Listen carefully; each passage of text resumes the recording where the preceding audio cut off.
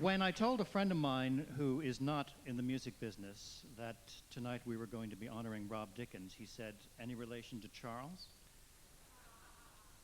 And I said, "Well, no, but he is related to Percy and Barry." And the fact is that the Dickinses are one of the first families of this business. Percy Dickins, who was Rob's dad, was, as many of you know, not only the advertising manager of the New Musical Express, but the man who in 1952 began the British singles chart in the pages of the New Musical Express. And as such, he is responsible for the employment of many of the people who are in this room right now. And I would like to thank him for a book idea I had that was very profitable to me. And then, of course, there's Big Brother Barry, one of the leading impresarios of the rock era, who was instrumental in getting Rob exposed to some of the finest music of the 1960s. Bands like The Who and Jimi Hendrix, music the type of which Rob says is still the best he has ever seen, all down to having a connection in the family. And we mustn't forget that when Rob went to university, he succeeded in turning the student finances around from loss to profit, thanks in part to putting on concerts made possible with tips to and from his brother. That was, of course, his first engagement at improving the books of an organization. He graduated from university in 1971 with a degree in 3 subjects, including Russian. Rob, if you want to get your own back at anybody here later, just speak in Russian. It'll be okay. And he went to work for Warner Publishing. As in my case, and as in the case of John Peel and Andy Kershaw, Rob owes a great deal to the Radio 1 producer, John Walters. Indeed, I was wondering what the Pope was doing this weekend, beatifying Mother Teresa, when he hasn't gotten around to John Walters yet. The Blessed John helped so many. When Rob went around to Radio 1 to plug the new America single, which was the first single from the already released America album, Walter said, "I'm not going to play this. I've already played it." The single was called Sandman. And true, the Peel show had already played it, and they didn't like to go back and play things again. So Rob, just off the top of his head, said, "Well, the B-side is new." And so Walters turned it over, and while Rob sat there, he listened to A Horse with No Name and said, "Oh, I like that. I'll play that." So Rob went down the corridor, played Sandman to another Radio 1 producer who said, "I don't like that." And he said, "Well, John Walters is going to play the B-side. Let's listen to it." And so the producer listened to Horse with No Name and said, "I like that. I'll play that." And so it went, and Rob went back to Warner's and said, "I've got a lot of plays on A Horse with No Name." And he was told, "You're not supposed to promote B-sides." But it worked. And as you know, A Horse with No Name was an international hit, and America sold millions of albums.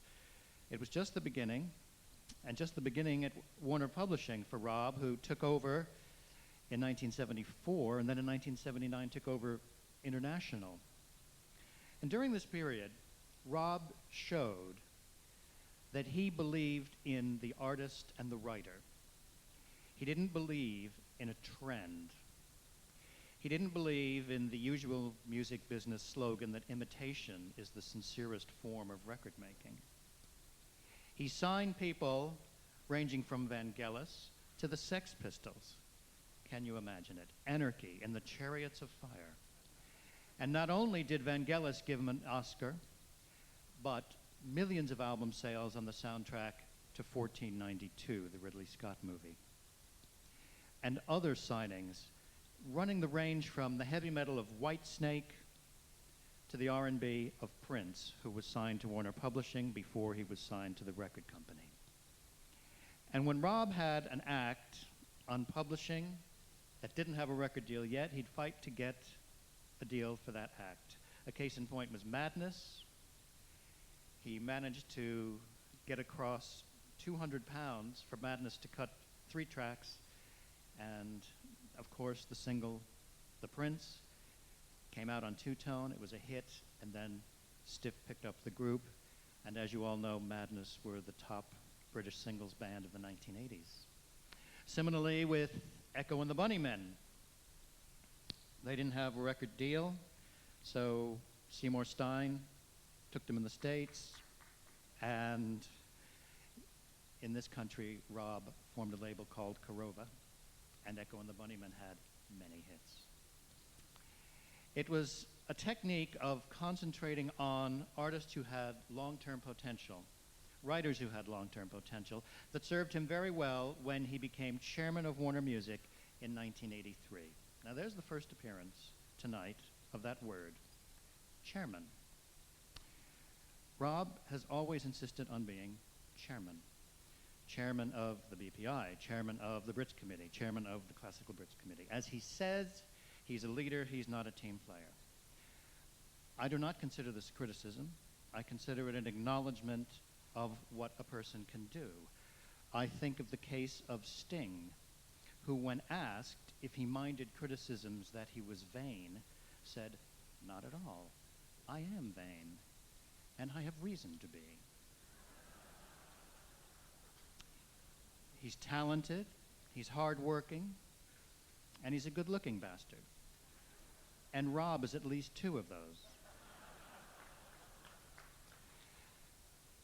When he took over at Warner Music, one of the first things he had to do was to make artists who weren't happy, happy. This is before you get anybody new. How do you keep the people there happy?